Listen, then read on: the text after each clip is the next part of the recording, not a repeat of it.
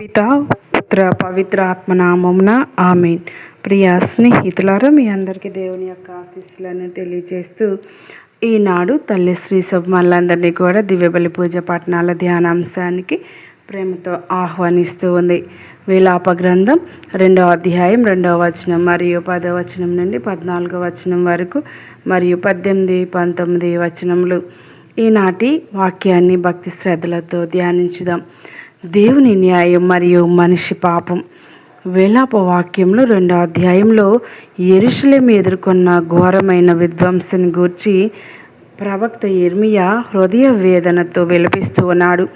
ప్రజలు దేవుని ఆజ్ఞలను విస్మరించి పాప మార్గంలో నడిచినందువల్ల ఈ శిక్ష వచ్చింది. దేవుడు ప్రేమమయుడే అయినప్పటికీ ఆయన న్యాయవంతుడు కూడా. మన జీవితంలో పాపాన్ని చిన్న విషయంగా భావించకుండా దేవుని చిత్తానికి విధేయులమై జీవించాలి అని ఈ వాక్యం మనకు బోధిస్తూ ఉంది. పాపము తెచ్చే దుఃఖం. పట్టణపు పెద్దలు నేలపై కూర్చుని దుఃఖించటం, కన్యలు తలలు వంచుకోవడం, పిల్లలు ఆకలితో అలమటించటం వంటి దృశ్యాలు పాపం ఎంతటి బాధను కలిగిస్తుందో తెలియజేస్తాయి. పాపం మనకు మాత్రమే కాదు, కుటుంబాలకు, సమాజానికి నష్టాన్ని కలిగిస్తాయి. అందువల్ల మన జీవితాన్ని ప్రతిరోజు పరిశీలించుకొని దేవుని క్షమను కోరుకోవడం చాలా అవసరం. అసత్య బోధల ప్రమాదం. ప్రవక్తలు దేవుని నిజమైన సందేశాన్ని ప్రకటించకుండా ప్రజలకు అబద్ధపు ఆలోచనలను చూపారని ఈ భాగం చెబుతుంది. అందువల్ల ప్రజలు తమ తప్పును గ్రహించలేదు. నేటి కాలంలో కూడా దేవుని వాక్యాన్ని నిజాయితీగా వినడం, పరిశుద్ధ గ్రంథం మరియు సంఘ బోధనల ప్రకారం జీవించడం ఎంతో అవసరం. సత్యమే మనలను విముక్తులను చేస్తుంది. హృదయపూర్వక ప్రార్థనకు పిలుపు. నీ హృదయాన్ని ప్రభు సన్నిధిలో నీటిలా కుమ్మరించు అనే పిలుపు ఎంతో హృదయాన్ని తాకుతుంది. కష్టాలు వచ్చినప్పుడు నిరాశ చెందకుండా మన బాధలను దేవుని పాదాల వద్ద ఉంచాలి. నిజమైన పశ్చాత్తాపంతో చేసిన ప్రార్థన దేవుని కరుణను ఆకర్షిస్తూ ఉంది. ఆయన మన కన్నీళ్లను చూస్తాడు, మన మొరను ఆలకిస్తాడు.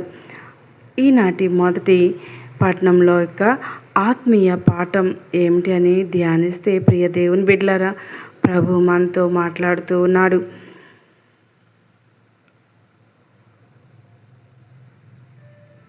సేవలో వ్యక్తమయ్యే కృతజ్ఞత.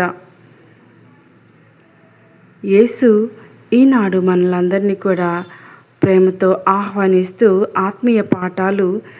పాపాన్ని దూరంగా పెట్టాలి, దేవుని సత్యవాక్యాన్ని విశ్వాసంతో అనుసరించాలి మరియు ప్రతి పరిస్థితిలో ప్రార్థనలో నిలకడగా ఉండాలి.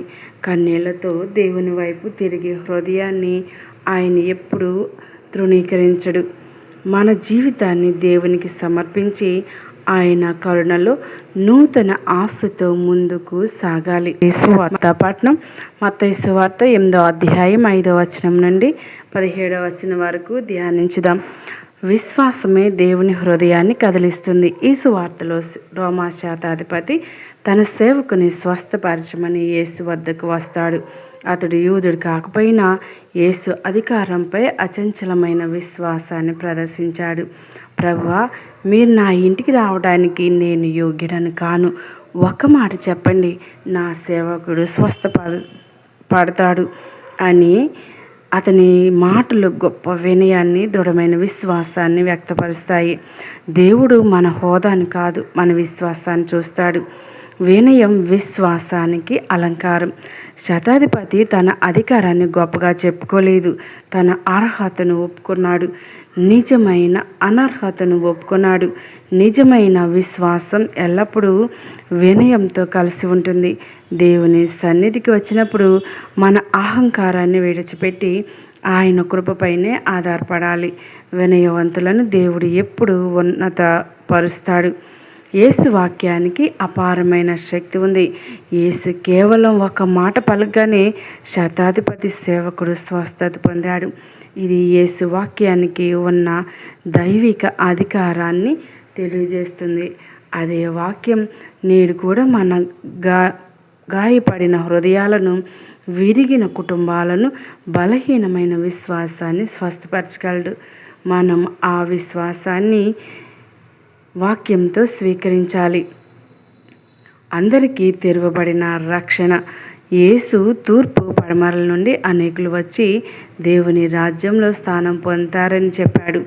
దేవుని ప్రేమకు కులం, జాతి, భాష, దేశం అనే భేదాలు లేవు. విశ్వాసంతో ఆయనను ఆశ్రయించే ప్రతి ఒక్కరిని దేవుడు తన కుటుంబంలో చేర్చుకుంటాడు.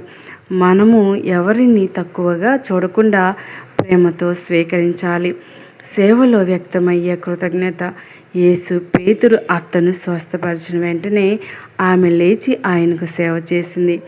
దేవుడు తనకు ఇచ్చిన ఆరోగ్యం, ఆశీర్వాదాలు, ప్రతిభను మన స్వార్థం కోసం కాకుండా దేవుని మహిమ కోసం, ఇతరుల సేవ కోసం ఉపయోగించాలి. కృతజ్ఞతతో చేసే సేవ దేవునికి ఎంతో ప్రీతికరమైంది. యేసు మన బాధలను తనపై భరించాడు. సాయంకాలం అనగానే అనేక మంది రోగులను, దయ్యం పట్టిన వ్యాధిగ్రస్తులను యేసు వద్దకు తీసుకొచ్చారు. ఆయన అందరినీ స్వస్థపరిచాడు. ఇలా యెషయా ప్రవక్త చెప్పినట్లు మన బలహీనతలను ఆయన భరించాడు, మన వ్యాధులను తనపై వేసుకున్నారు అనే వాక్యం నెరవేరింది. మన శారీరక, మానసిక, ఆత్మీయ బాధలన్నింటినీ యేసు అర్థం చేసుకుంటాడు. నేటి జీవితానికి సందేశం. ఈ సువార్త మనలను 3 విషయాలకు పిలుస్తుంది. శతాధిపతి లాంటి విశ్వాసం కలిగి ఉండాలి. పేతురు అత్తల కృతజ్ఞతతో సేవ చేయాలి. ప్రతి కష్టాన్ని యేసు పాదాల వద్ద ఉంచాలి. ఆయన సమయం, ఆయన మార్గం మనకు మేలు చేసేదే. విశ్వాసంతో ప్రార్థించే వారిని ఆయన ఎన్నడూ నిరాశపరచడు. కళ్ళు మూసుకొని ప్రార్థన చేద్దాం. యేసు అపారమైన అధికారాన్ని, అనంతమైన కరుణను, సరిహద్దులు లేని ప్రేమను చూపిస్తున్నాడు. విశ్వాసం అద్భుతాలకు ద్వారం, వినయం దేవుని కృపకు మార్గం, సేవ నిజమైన కృతజ్ఞత గుర్తు. ఈరోజు మనం కూడా శతాధిపతిలా, ప్రభువా ఒక్క మాట చెప్పండి, నా జీవితం మారిపోతుంది అనే విశ్వాసంతో యేసును ఆశ్రయిద్దాం. ప్రియమైన పరలోక తండ్రి, శతాధిపతి వంటి దృఢమైన విశ్వాసాన్ని, వినయపూర్వకమైన హృదయాన్ని మాకు దయచేయండి. నీవు ఒక్క మాట